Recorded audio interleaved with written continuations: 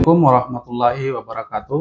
Salam sejahtera untuk kita semua. Perkenalkan, saya Dafrin Muksin, dosen tetap Program Studi Ilmu Pemerintahan, Fakultas Ilmu Sosial, Ilmu Politik dan Hukum, Universitas Amal Ilmiah YAPI Wamena.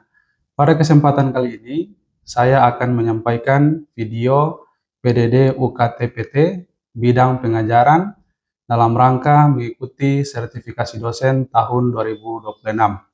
Pada semester genap tahun 2026, saya mengampu mata kuliah Kapita Selekta Pemerintahan. Mata kuliah ini dirancang untuk memberikan pengetahuan dan keterampilan kepada mahasiswa agar mampu mengidentifikasi berbagai fenomena, peristiwa, gejala pemerintahan pada tingkat daerah dan desa, serta mampu menganalisis berbagai macam pemecahan masalah dan menyusun alternatif pemecahan masalah berdasarkan konsep dan teori ilmu pemerintahan.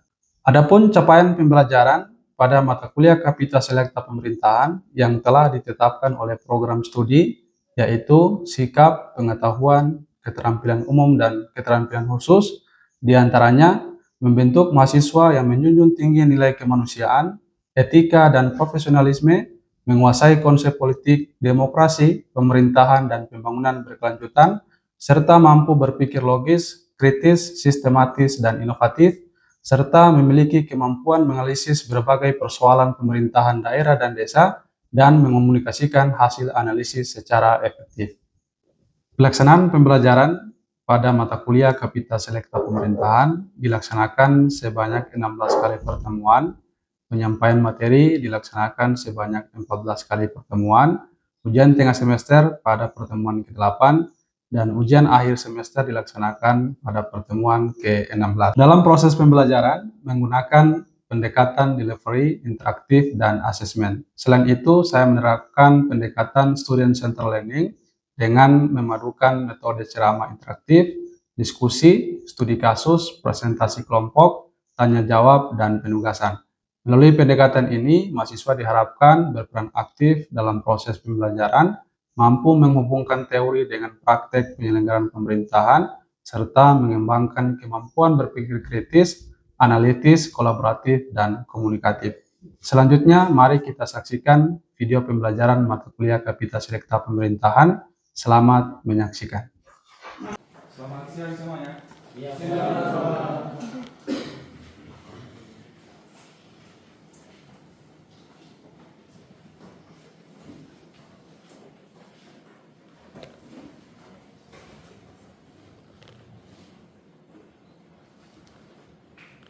Baik, Assalamualaikum warahmatullahi wabarakatuh. Waalaikumsalam. Selamat siang, salam sejahtera untuk kita semua. Salam. Hari ini kita akan melaksanakan perkuliahan di mata kuliah Kapita Selekta Pemerintahan. Baik, sebelum kita mulai, Bapak akan absen untuk pertemuan pada siang hari ini. Ya, kita mulai. Yang pertama, Lorevina Gwijani. Hadir Pak. Audrey Sikwa. Hadir Pak.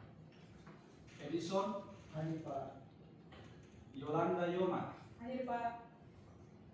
Yonius Aso. Hadir Pak.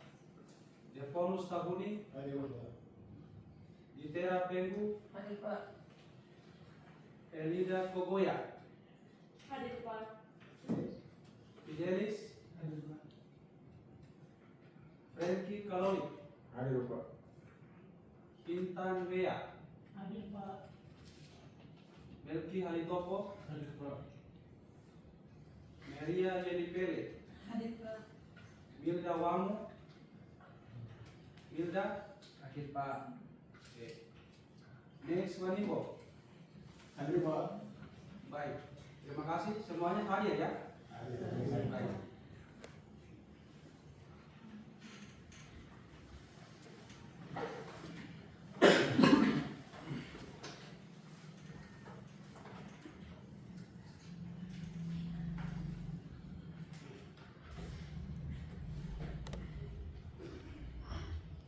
Oke, baik adik-adik sekalian, hari ini kita akan melanjutkan perkuliahan kita di pertemuan kedua dengan materi korupsi kepala daerah. Di minggu yang lalu kita sudah membahas materi tentang materi apa minggu lalu? Kepala daerah. Baik, sebelum kita lanjut ke materi pada hari ini, Bapak ingin merefleksikan kembali, kita mereview kembali materi kita di pertemuan yang pertama. Nah, siapa yang bisa menjelaskan materi di pertemuan pertama kemarin? Ayo, silakan. Saya ingin menjelaskan untuk materi yang minggu kemarin kita sampaikan terkait kepala daerah berdasarkan pasal 59 Undang-Undang Nomor 23 Tahun 2014, yaitu setiap daerah dipimpin oleh kepala pemerintahan dan kepala pemerintahan daerah yang disebut kepala daerah. Dan kepala daerah sebagaimana dimaksud pada ayat 1, untuk daerah provinsi disebut gubernur, untuk daerah kabupaten disebut bupati, dan untuk daerah kota disebut wali kota. Baik, terima kasih ya, Sofyan sudah menjawab atau menjelaskan materi sebelumnya.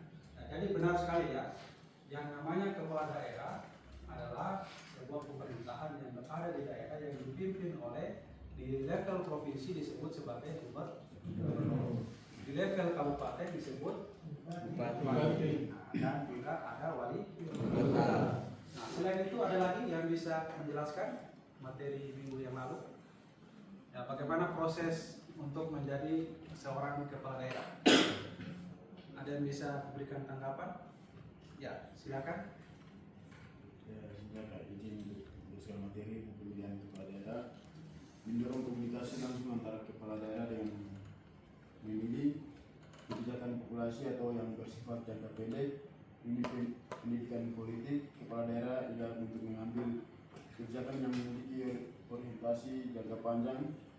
Tidak kuatnya partai politik dalam mengawasi visi dan kerja para kepala daerah, stagnasi dalam melakukan inovasi di daerah.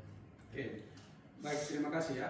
Jadi memang benar bahwa seorang kepala daerah itu dipilih melalui proses pemilihan. Nah, kenapa dipilih melalui proses pemilihan? Karena kita sebagai negara demokrasi, di mana seorang pemimpin harus dipilih langsung oleh masyarakat. Nah, dan di minggu lalu kita sudah membahas juga bahwa memang masih ada kelemahan dalam sistem pemilu kita, nah, sehingga seringkali melahirkan masalah di daerah. Nah, salah satu masalah yang kemudian berkaitan dengan materi hari ini adalah masalah korupsi kepala daerah.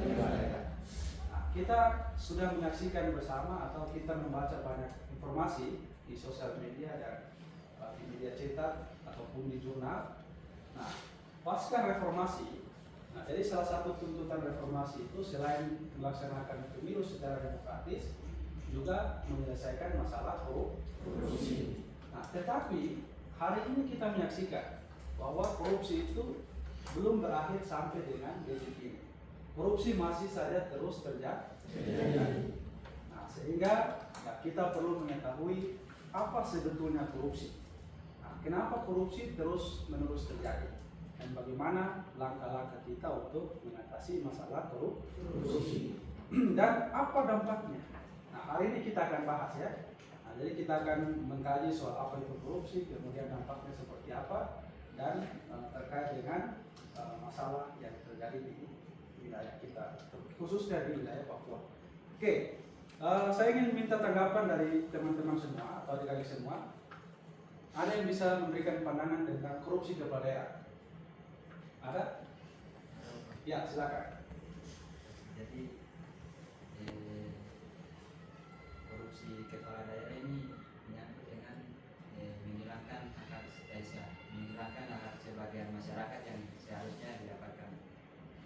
Jadi jika kepala daerah di sini korupsi, itu artinya kepala daerah ini yang sebagai aktor yang menghilangkan hak dari masyarakat. Seharusnya masyarakat mendapatkan bantuan berupa beras, tapi karena adanya korupsi di sini masyarakat tidak mendapatkan beras.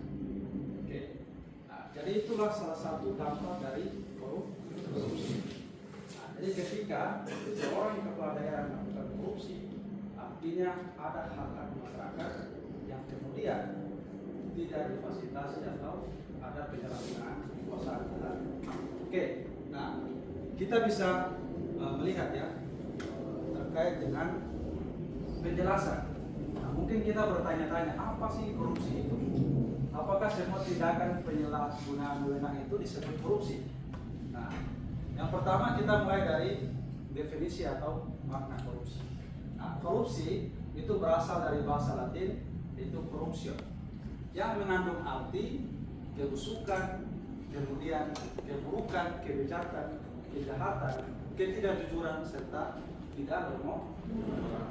Nah, yang berikut ya ini vonis pidana penjara. Nah, jadi kalau kita lihat dari kasus-kasus korupsi yang ada di Indonesia, yang divonis penjara itu berapa tahun yang paling tinggi? Kalau kita data ini, berapa? 14. Nah, ada yang lihat berapa tahun kira-kira? 19 tahun. Tadi sanksi kita tadi ada berapa? Ada sampai 20 tahun. Tapi dari berbagai macam kasus hanya sampai berapa? 14 tahun. Artinya hukuman sanksi yang diberikan itu masih sangat ringan. Nah, bayangkan dari semua kasus korupsi kepala daerah hanya 1 orang yang dihukum sebanyak 14 tahun. Dan yang paling banyak itu di 4 tahun penjara. Nah, masih sangat-sangat ringan ya untuk para pelaku korupsi. Nah, sehingga ya kalau kita lihat tadi data, korupsi bukan semakin berkurang tapi justru semakin bertambah. Nah, kenapa? Karena tadi sanksi yang diberikan sangat-sangat ringan kepada para terpidana korupsi khususnya di kepala daerah. Nah, ini tindak pidana barang dan jasa. Nah, kalau yang tadi ya, berkaitan dengan vonis penjara, nah ini korupsi kepala daerah berdasarkan jenis ya. Nah, kalau kita lihat di layar, nah, ada banyak sekali kasus korupsi, tapi yang paling tertinggi itu adalah penyalahgunaan negara. Nah, jadi ya terutama mahasiswa pemerintahan kita harus bisa memahami tentang bagaimana manajemen keuangan. Nah, kenapa? Karena tidak sedikit ya kepala daerah itu terjerat kasus karena penyalahgunaan anggaran. Bagaimana kita bisa mengetahui penyalahgunaan anggaran? Ya, kita bisa buka ya dokumen perencanaan. Nah, misalnya di daerah ada namanya anggaran pendapatan belanja daerah. Kita bisa lihat dokumen-dokumen perencanaan. Nah, apakah sudah dilaksanakan sesuai dengan dokumen perencanaan atau tidak? Nah, biasanya yang sering terjadi di dalam perencanaannya sudah disusun dengan baik, tapi bermasalah ketika mau dilaksanakan. Nah, misalnya tadi ada program bantuan untuk masyarakat kurang mampu. Nah, diprogramkan misalnya 2-5 miliar. Nah, tapi realisasi lapangan tidak dilaksanakan. Nah, ini bisa masuk dalam kategori penyalahgunaan anggaran. Nah, jadi anggaran yang sudah ditetapkan ya melalui dokumen perencanaan daerah itu harus bisa dilaksanakan. Dan apabila tidak dilaksanakan, ya pasti akan terjerat kasus korupsi. Nah, ini yang sangat berbahaya dan ya Bapak berharap kalian bisa ya, terutama mahasiswa pemerintahan, Bapak yakin kalian semua yang ada di kelas ini adalah calon-calon pemimpin masa depan tanah Papua, khususnya di Papua Pegunungan. Nah, tadi mungkin ada yang mau jadi anggota DPR atau yang mau jadi bupati ada. Coba angkat tangan yang mau jadi bupati. Oke, 1 orang. Siapa lagi? Ya, 2 orang. Yang mau jadi gubernur? Ada yang mau jadi gubernur? Tidak ada. Yang mau jadi gubernur? Perempuan? Oh, belum berani ya. Nah, takut terjerat korupsi kayaknya. Ya, jadi ya, kita harus menyiapkan diri ya sebagai mahasiswa pemerintah menyiapkan diri. Nah, kenapa? Karena kalian ini akan menjadi pemimpin masa depan. Nah, tapi ingat, kalau sudah jadi pemimpin, jangan korupsi. Yang sampai sudah jadi bupati, jadi gubernur, korupsi lagi ya. Waktu mahasiswa kita kritik pemerintah, tapi waktu jadi pemerintah, nah kita lebih parah lagi. Nah, ini bahaya ya. Jadi ya sekarang perlu disiapkan diri ya untuk mengembangkan potensi biar ke depan bisa jadi pemimpin. Oke, kita lanjut ke materi kita. Nah, yang berikut kita bisa lihat kasus korupsi yang terjadi di masa pemerintahan Presiden Jokowi. Nah, di era Presiden Jokowi itu sangat-sangat banyak sekali terjadi kasus korupsi. Nah, misalnya kita lihat datanya, ya yang paling tinggi di tahun 2018. Nah, dari 2015 sampai 2022 itu selalu terjadi praktek korupsi yang melibatkan kepala daerah. Nah, kira-kira kalau ini terus terjadi, bagaimana tanggapan kalian? Ada yang bisa kasih tanggapan? Ya, silakan. Baik, kalau untuk menurut saya ya sementara yang dari pusat kan yang waktu masa Pak Jokowi ya dari 2018 sampai 2020 yang tadi Bapak sempat bilang paling tinggi untuk korupsi. Dan sementara untuk masa waktu yang sekarang Pak Prabowo dan kita lebih khususnya di Papua itu otonomi khusus. Dan sementara ini kan ya antaranya sudah tadi sudah materi tentang korupsi sudah Bapak tadi sudah sampaikan, sehingga ya kalau boleh bisa untuk KPK turun untuk setiap daerah bisa selidiki di masing-masing daerah biar tidak terjadi lagi untuk kasus korupsi di daerah masing-masing. Oke, baik, terima kasih. Nah, jadi betul sekali ya. Nah, salah satu langkah yang perlu kita lakukan adalah memperkuat pengawasan. Nah, lewat apa? Lewat lembaga KPK.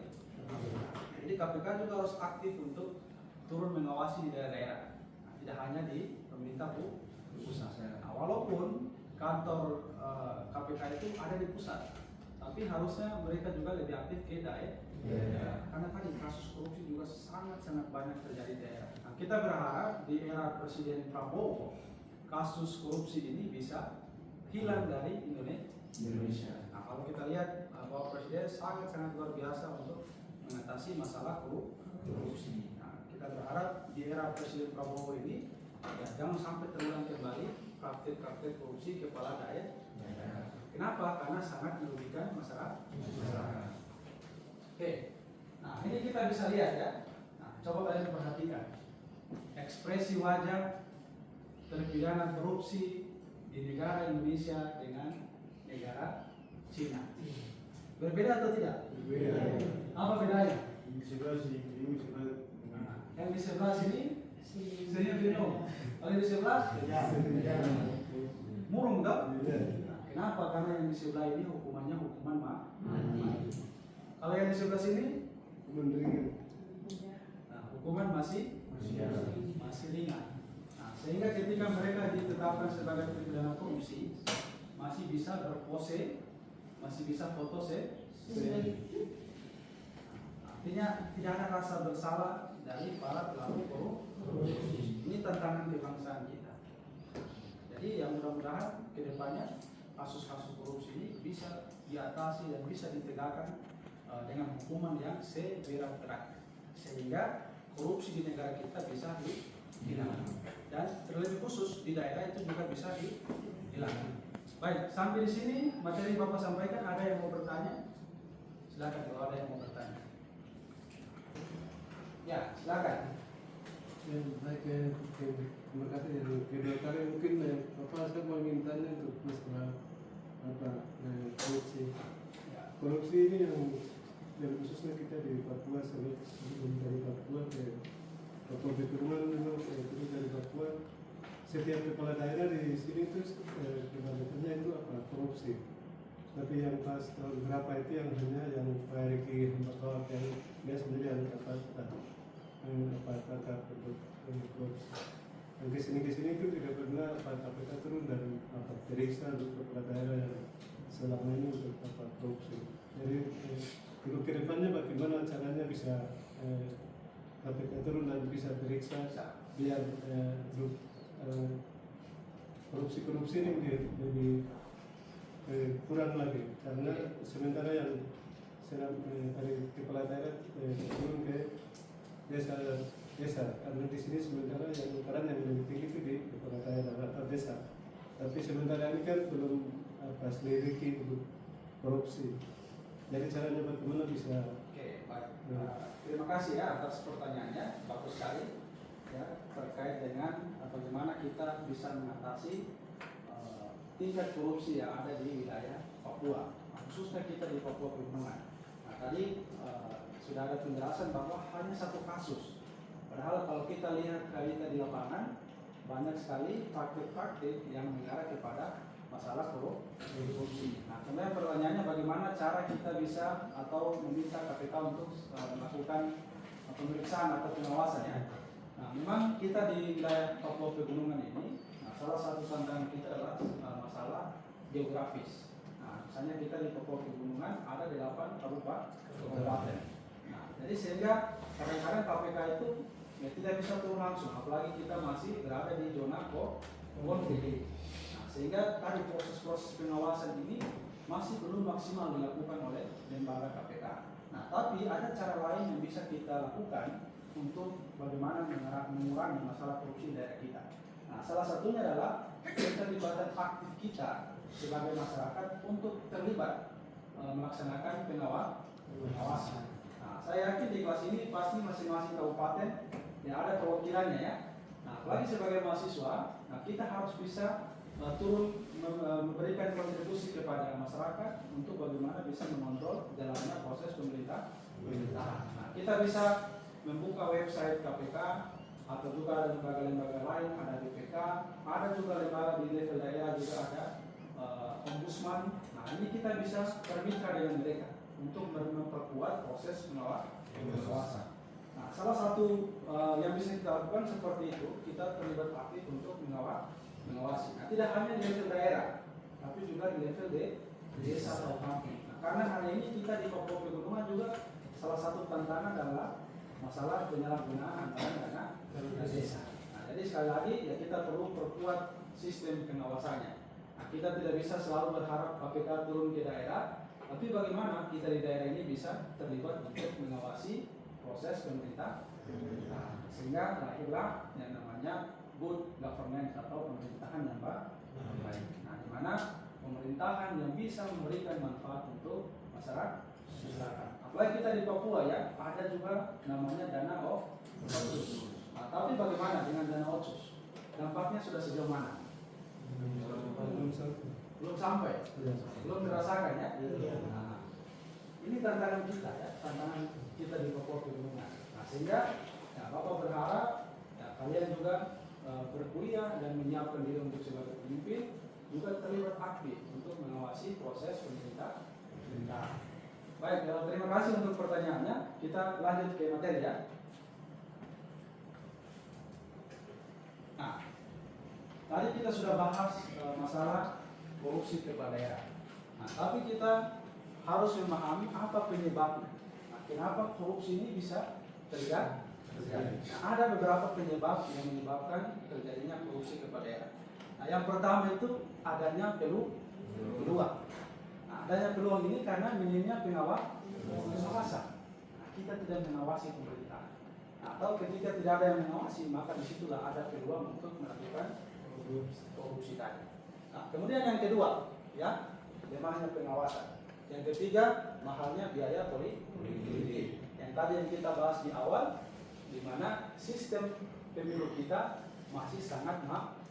Apalagi kita di Papua Pegunungan, yang tadi sudah kita bahas, kalau mau kumpulkan massa untuk kampanye, kita butuh ratusan juta bahkan miliar. Nah, sehingga ya ini perlu kita renungkan, perlu kita pikirkan bersama bagaimana caranya untuk bisa mengatasi masalah pembiayaan politik khususnya kita di Papua Pegunungan. Nah, mungkin bisa kita buat upacara, tapi ya kita bisa cari alternatif lain ya yang mungkin lebih murah dan lebih terjangkau sehingga tidak jadi beban politik. Nah, kemudian yang berikut ada dominasi pengusaha dalam dunia politik. Nah, ini juga minggu lalu kita sudah bahas, di mana di dalam sistem pemerintahan kita hari ini itu masih didominasi oleh kelompok pengusaha. Nah, sehingga ada kecenderungan untuk tadi ya menggunakan kekuasaan untuk mendapatkan keuntungan. Nah, sehingga kesejahteraan masyarakat menjadi terabaikan. Oke. Nah, ini yang materi yang terakhir terkait dengan dampak korupsi. Nah, ada beberapa dampak yang bisa kita rasakan daripada praktek korupsi.